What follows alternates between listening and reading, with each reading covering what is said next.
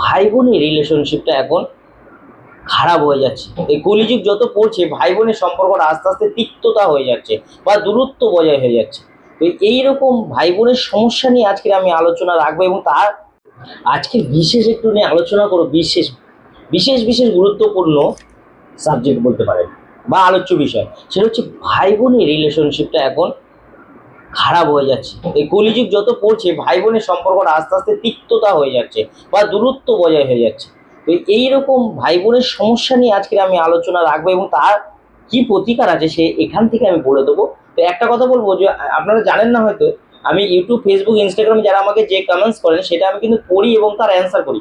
আজকে কিন্তু একজনের কমেন্টসে বিশেষ করে তার আলোচ্য নিয়ে, মানে সে যে লিখেছে সেই বিষয়টা নিয়ে আলোচ্য বিষয় রেখেছি। সেটা হচ্ছে তিনি লিখেছেন তার ভাই বোনের মধ্যে সম্পর্কটা খারাপ। তো আপনাদেরও আবার কারোর ভাই বোনের মধ্যে সম্পর্ক খারাপ নেই তো?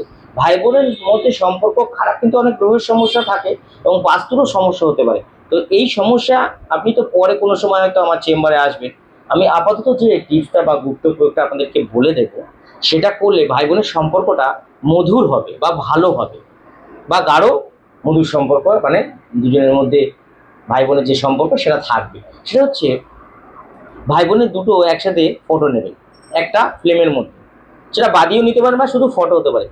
ফটোর পিছনে 11-22-11 লিখবেন, 11 লিখবেন, 22 লিখবেন, 11 লিখবেন, কোনো পেন দিয়ে ইংলিশে লিখবেন ফটোর পিছনে।